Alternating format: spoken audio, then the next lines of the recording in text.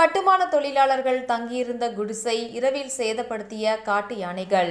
நூலிலையில் உயிர் தப்பிய 4 பேர். கோவை சின்ன தடாகம் பகுதியில் இட்லி கடை நடத்தி வரும் ரங்கராஜ். இவர் அதே பகுதியில் உள்ள சௌடாம்பிகை நகரில் சொந்தமாக வீடு கட்டி கொண்டுள்ளார். அதற்காக கட்டுமான பணிகள் செய்யும் வேலையாட்கள் தங்குவதற்காக குடிசை அமைத்து அதில் தங்கி வருகின்றனர். இந்நிலையில் நேற்றிரவு தொழிலாளர்கள் 4 பேர் அந்த குடிசையில் தூங்கிக் கொண்டிருந்த போது சுமார் இரவு 11 மணிக்கு மேல் அங்கு வந்த 2 காட்டு யானைகள் அவர்கள் தங்கியிருந்த குடிசையை சேதப்படுத்தி அவர்களை தாக்க முயன்றது. அப்பொழுது திடீரென விழித்து கொண்ட அவர்கள் அங்கிருந்து தப்பி ஓடினர். இதனால் குடிசையை மற்றும் சேதப்படுத்திவிட்டு காட்டு யானைகள் சென்றது.